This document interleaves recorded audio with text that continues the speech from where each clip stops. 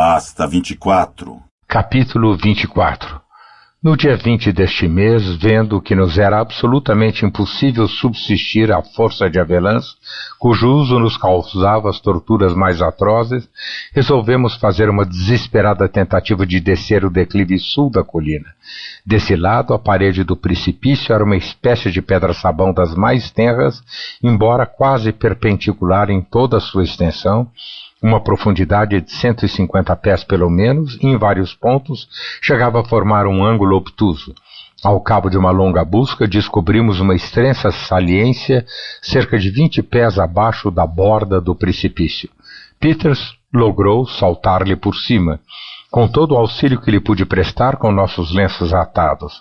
Com um pouco mais de dificuldade também desci, e vimos então a possibilidade de descer até embaixo pelo mesmo processo que havíamos empregado para subir do abismo quando fôramos enterrados pela queda da montanha, ou seja, talhando degraus na face da pedra-sabão com nossas facas.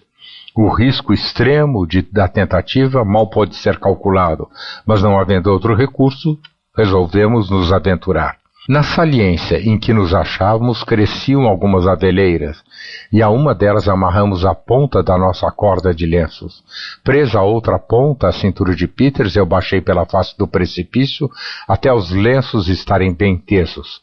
Ele passou então a cavar um profundo buraco na pedra-sabão, com cerca de 8 a 10 polegadas, talhando obliquamente a rocha, cerca de um pé acima, de maneira a permitir cravar, com a coronha de uma pistola, uma cavilha suficientemente forte na superfície nivelada. Içei-o então cerca de 4 pés, e ali ele cavou um buraco semelhante ao de baixo, fincando outra cavilha, obtendo assim um apoio para mãos e pés.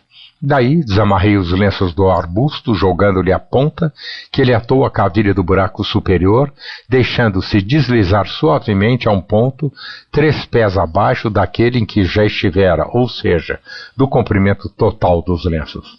Ali cavou um novo buraco e fincou uma nova cavilha. Então, içou-se a si próprio, de modo a descansar os pés no buraco que acabara de cavar, segurando com as mãos a cavilha no buraco acima. Agora, era necessário desamarrar os lenços da cavilha superior a fim de fixá-los à segunda, e nisso ele percebeu que fora um erro cavar os buracos a uma distância tão grande um do outro. No entanto, após 1 ou 2 perigosas tentativas de alcançar o nó, tendo de segurar-se com a mão esquerda enquanto a direita trabalhava para desfazer o entrelaçamento, ele afinal cortou a corda, deixando 6 polegadas fixas à cavilha. Atando a seguir os laços à segunda cavilha, desceu a uma posição abaixo da terceira, tomando cuidado para não baixar demais. Nesse processo, o processo que de minha parte eu jamais teria concebido, e de que somos totalmente devedores da engenhosidade e resolução de Peters, meu companheiro conseguiu, enfim, valendo-se ocasionalmente de saliências na parede, atingir o sopé da colina sem acidente. Levou algum tempo para que eu reunisse a firmeza suficiente para segui-lo, mas afinal arrisquei a tentativa. Peters despira a camisa antes de descer e esta, junto com a minha, constituiu a corda necessária para a minha aventura.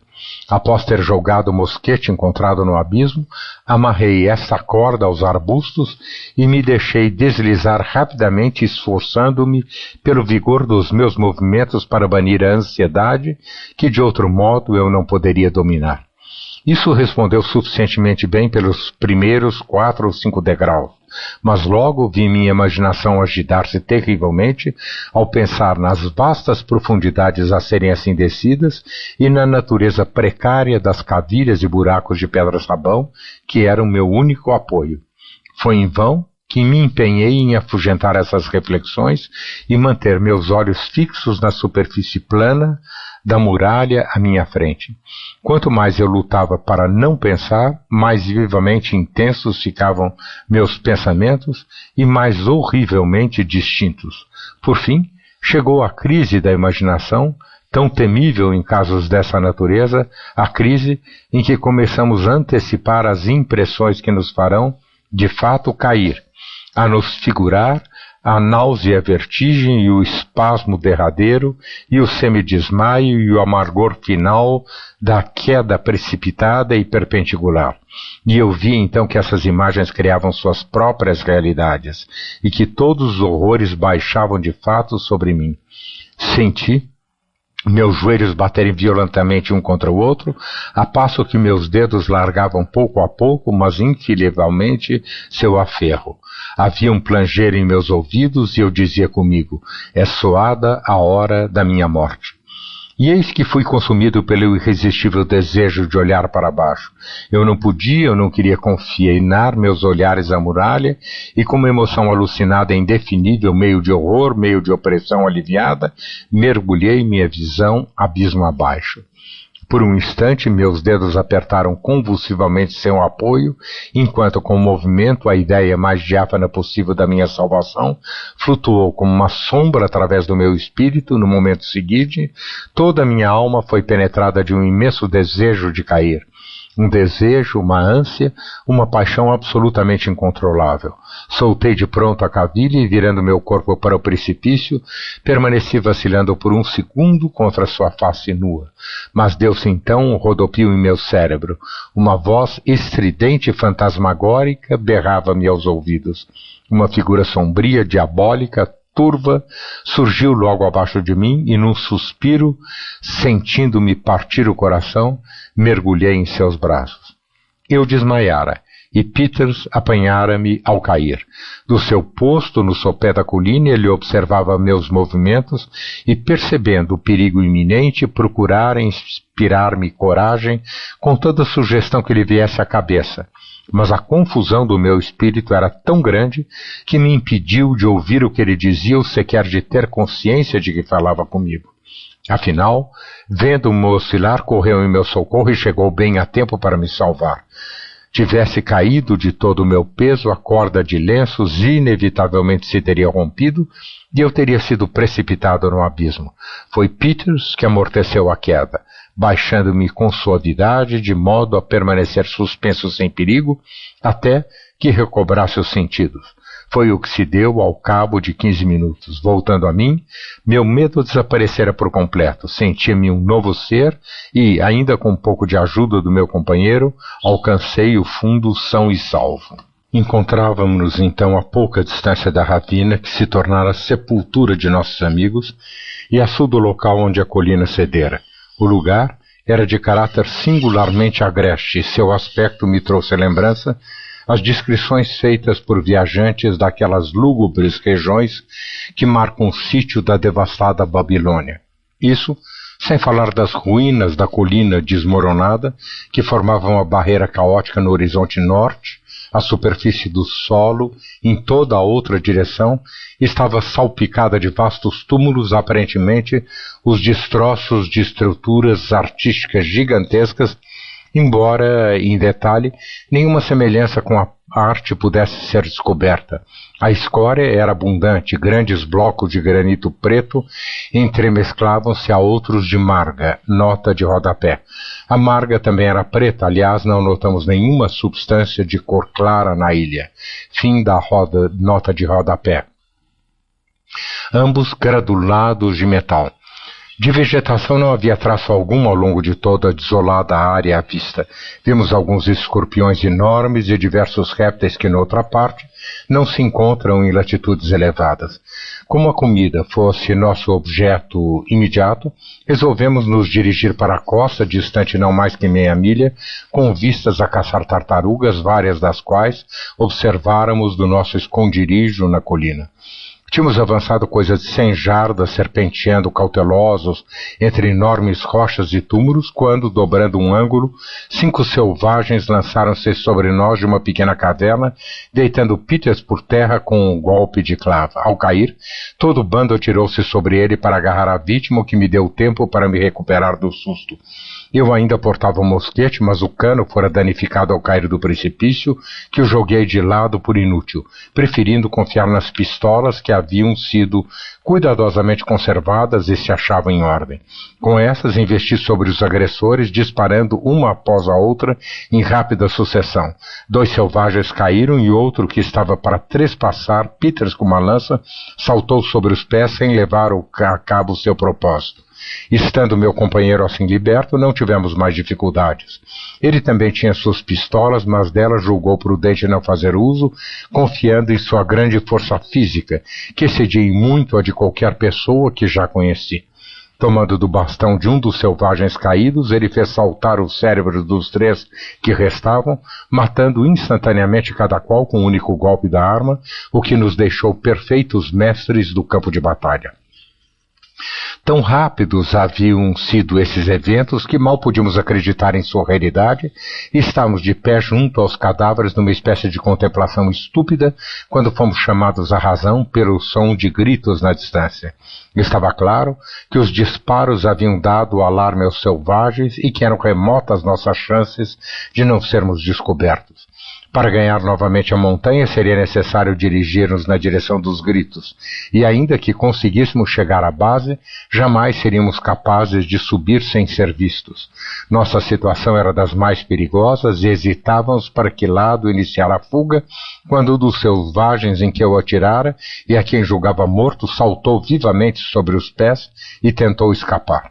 Nós o alcançamos, porém, antes que avançasse muitos passos, e estávamos para lhe dar cabo quando Peter sugeriu que talvez pudéssemos tirar alguma vantagem em forçá-lo a nos acompanhar em nossa tentativa de fuga. Assim, foi que o arrastamos conosco, dando-lhe a entender que o mataríamos se oferecesse resistência.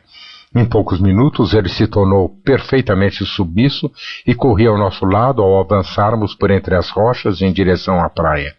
Até ali as irregularidades do terreno que vínhamos percorrendo esconderam o mar de nossa vista, exceto por intervalos, e quando enfim o tivemos plenamente sob os olhos, ele estava talvez a uma distância de 200 jardas. Ao entrarmos na praia aberta, vimos, para nossa grande consternação, um bando imenso de nativos que se precipitava do vilarejo e de todos os quadrantes visíveis da ilha, dirigindo-os para nós, com gestos de extrema fúria e urrando feito bestas selvagens. Estávamos a ponto de dar meia volta e tentar uma retirada nos recessos do terreno mais acidentado, quando descobri as proas de 2 canoas projetando-se atrás de uma grande rocha que continuava água adentro. Para elas corremos então a toda velocidade e, tendo-as alcançado, as encontramos desguarnecidas e sem outra carga senão 3 tartarugas de Galápagos, das grandes, e usual suprimento de remos para 60 remadores. Prontamente tomamos posse de uma delas e, atirando o nosso cativo a bordo, nos lançamos ao mar com toda a força de que dispunhamos. Mas não tínhamos nos afastado mais que 50 jardas da costa, quando, já um pouco mais calmos, percebemos que enorme descuido havíamos cometido, deixando a outra canoa em poder dos selvagens, que a essa altura não estavam mais que o dobro da distância da praia do que nós próprios, e nos vinham rapidamente no encalço. Não havia tempo a perder. Nossa esperança, quando muito, era tênue, mas não tínhamos outra. Era muito duvidoso que, mesmo fazendo esforços extremos, pudéssemos voltar a tempo de nos apossar da canoa antes deles, mas chance ainda havia. Talvez nos salvássemos se tivéssemos sucesso, ao passo que não fazer a tentativa era nos resignar à inevitável carnificina. A canoa era constituída com proa e popa idênticas, e em vez de virá-la, simplesmente mudamos nossa posição para remar. Assim que os selvagens se aperceberam do fato, redobraram os gritos e também a velocidade e aproximaram-se com inconcebível rapidez. Remávamos, porém, com toda a energia do desespero e, quando alcançamos o ponto em disputa, um único dos nativos ali tinha chegado. Esse homem pagou caro por sua superior agilidade. Peters lhe desfechou um tiro de pistola na cabeça ao aproximar-se da costa.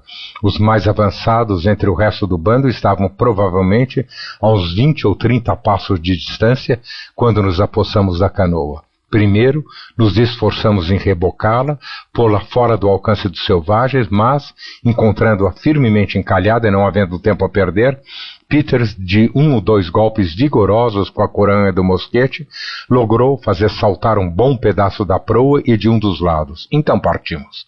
A essa altura, 2 dos nativos tinham segurado nosso barco, recusando-se obstinadamente a soltá-lo, até que fomos forçados a despachá-los com nossas facas. Agora, estávamos com o caminho livre e seguimos rapidamente para o mar. O grosso dos selvagens, ao chegar à canoa quebrada, soltaram os mais espantosos gritos de raiva e decepção que se possa conceber. Na verdade, de tudo o que pude ver desses miseráveis, eles pareceram ser a raça mais perversa, hipócrita, vingativa, sanguinária e de todo diabólica que já habitou a face do globo. Está claro que de nós não teriam misericórdia se tivéssemos caído em suas mãos. Eles fizeram uma tentativa desesperada de nos seguir com a canoa partida, mas vendo que ela não era mais de uso, deram vazão à sua raiva numa série de horríveis vociferações e precipitaram-se rumo às colinas. Assim, nos vimos livres do perigo imediato, mas nossa situação ainda era bastante sombria. Sabíamos que 4 canoas da mesma espécie da nossa haviam estado em certo momento na posse dos selvagens. Ignorávamos o fato, mais tarde afiançado pelo nosso cativo, de que 2 dessas tinham sido despedaçadas na explosão da Jenny Guy. Calculamos, portanto, que seríamos perseguidos assim que nossos inimigos fossem dar à Bahia, distante cerca de 3 milhas, onde os barcos costumavam ficar amarrados. Temendo isso, fizemos todos os esforços para deixar a ilha para trás e avançamos rapidamente pela água, forçando nosso prisioneiro a pegar um remo. Em cerca de meia hora, tendo feito provavelmente 5 ou 6 milhas a sul, vimos uma flotilha de canoas de fundo chato ou jangadas assomar da baía, evidentemente no propósito de nos seguir. Mas dali a pouco retrocederam, perdendo as esperanças de nos alcançar.